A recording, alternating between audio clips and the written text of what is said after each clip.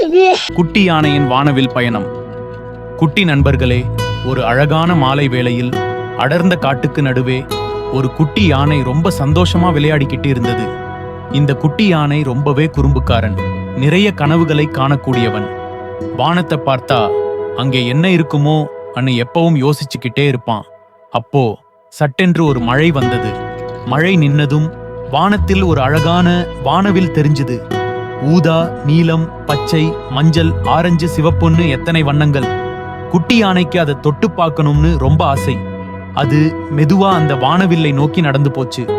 ரொம்ப ஆச்சரியமா அந்த வானவில்லின் ஒரு முனை தரையை தொட்டுக்கிட்டு இருந்தது. குட்டி யானை துணிச்சலோட தன்னோட சின்னஞ்சிறிய காலை எடுத்து அந்த வானவில் மேல வச்சுது. அடேயப்பா, அது எவ்வளவு உறுதியா இருந்தது! அது மெதுவா வானவில் மேல ஏறி நடக்க ஆரம்பிச்சது.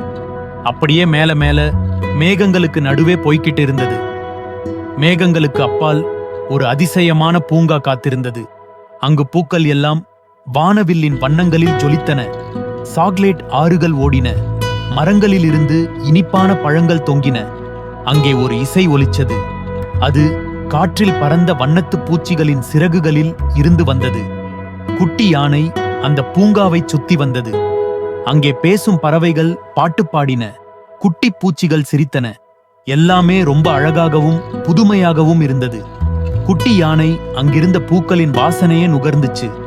சாக்லேட் ஆத்துல ஒரு குளியல் போட்டுச்சு. அதன் மனம் ரொம்ப சந்தோஷமா இருந்தது. நேரம் போறதே தெரியாம குட்டி யானை அந்த பூங்காவில விளையாடிச்சு. இருட்ட ஆரம்பிச்சதும் அது தன் வீட்டுக்கு திரும்பணும்னு தோணுச்சு.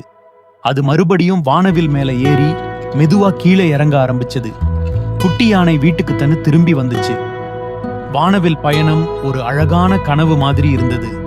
குட்டி நண்பர்களே, நாமளும் ஒரு நாள் ஒரு அழகான வானவில் மேல ஏறி பறந்து இந்த மாதிரி ஒரு அதிசய உலகத்தை பார்க்கலாம். கனவுகள் எப்பவும் ரொம்ப அழகானவை இல்லையா? சரி குட்டீஸ், இனிமையான கனவுகள் காணுங்கள்.